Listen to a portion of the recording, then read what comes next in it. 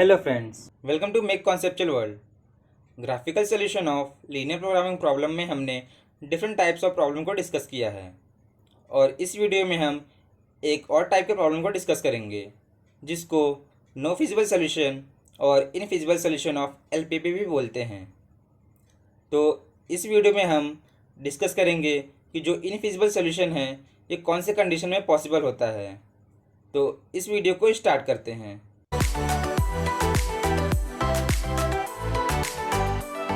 ये है एक क्वेश्चन जहाँ पे ऑब्जेक्टिव फंक्शन गिवन है और इसको मैक्सिमाइज़ करना है और यहाँ पे कुछ कंस्ट्रेंट गिवन है। तो ग्राफ को प्लॉट करने के लिए पहले हम जो ये इन इक्वेशन है इसको इक्वेशन में कन्वर्ट कर लेते हैं। तो जो पहला इन इक्वेशन है ये हो जाएगा 3x1 plus 2x2 is equal to 6। अब इसके बाद हम यहाँ पे x1 और x2 की वैल्यू को सब्स्टिट्यूट करेंगे। तो यहाँ पे हम x1 की वैल्यू को सब्स्टिट्यूट करते हैं। सिंप्लीफिकेशन के लिए हम x1 की वैल्यू को 0 पुट करते हैं। तो x1 इज़ इक्वल टू 0। तो जब x1 को 0 पुट करेंगे तो ये हो जाएगा 2 times of x2 is equal to 6 और यहाँ से जो x2 की वैल्यू है ये हो जाएगी 3। तो जब x1 को 0 सब्स्टिट्यूट किया तो जो x2 की वैल्यू है ये 3 हो गई। अब यहाँ पे हम x2 को सब्स्टिट्यूट करेंगे। तो put x2 is equal to 0। तो जब हमने यहाँ पे x2 को 0 पुट किया तो ये हो जाएगा 3x1 इज़ इक्वल टू 6 और यहाँ से x1 की वैल्यू हो जाएगी 2। तो जब हमने यहाँ पे x2 की वैल्यू को 0 पुट किया तो x1 की वैल्यू हो गई 2।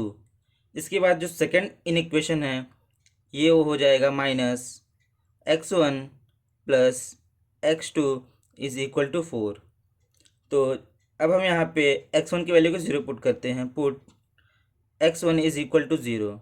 तो जब x1 को 0 पुट किया तो जो x2 की वैल्यू हो जाएगी ये हो जाएगी 4। तो जब x1 0 था तो x2 की वैल्यू 4। अब इसके बाद हम x2 की वैल्यू को पुट करेंगे।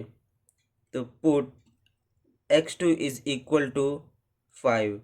तो जब हमने यहाँ पे x2 को 5 पुट किया तो ये हो जाएगा -x1 इज़ इक्वल टू -1 और यहाँ से जो x1 की वैल्यू है वो हो जाएगी 1। तो जब हमने x2 को 5 पुट किया तो जो x1 की वैल्यू है ये हो गई 1।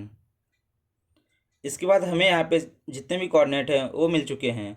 अब हम ग्राफ को प्लॉट करेंगे। तो जो फर्स्ट इन इक्वेशन है इसका जो पहला कोऑर्डिनेट है ये है 0,3।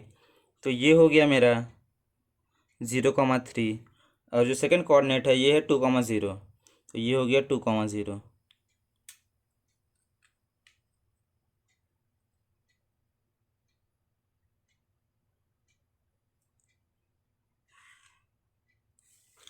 अब इसका जो इन इक्वेशन है इसको यहाँ पे लिख लेते हैं। तो ये हो जाएगा 3x1 plus 2x2 less than equal to 6।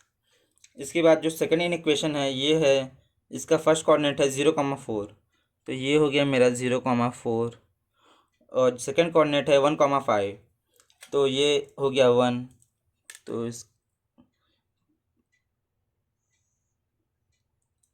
ये हो गया 1 ये हो गया 1 और ये है 5। तो जो कोऑर्डिनेट है यहाँ पे हो गया 1,5। अब इसको भी हम कनेक्ट कर लेते हैं।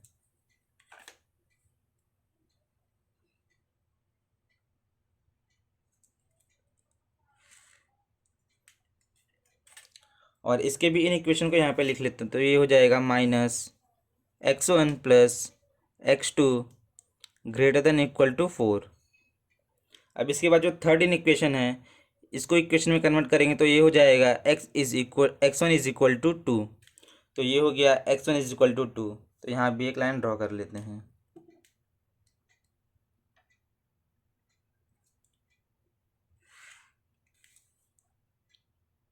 x1 is equal to 2।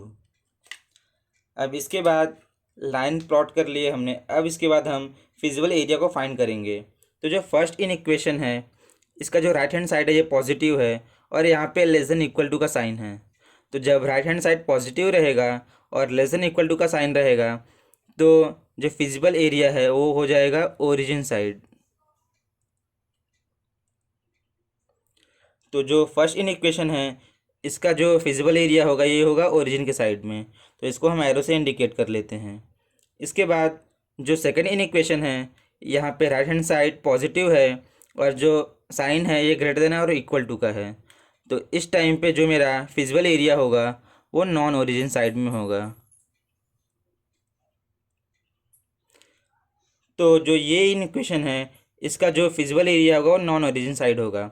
तो ये ओरिजिन साइड है और ये नॉन ओरिजिन साइड है, तो इसको भी एरो से इंडिकेट कर लेते हैं।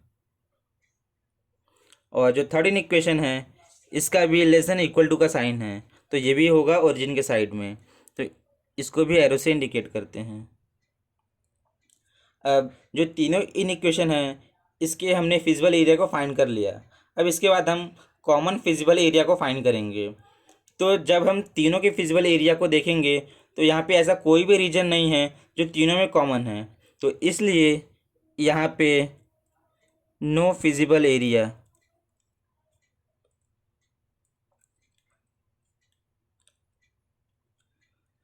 तो यहाँ पे कोई भी फिजिबल एरिया कॉमन नहीं है, तो इसलिए यहाँ पे जो सॉल्यूशन है वो नो सॉल्यूशन, और इसको इनफिजिबल सॉल्यूशन भी बोलते हैं।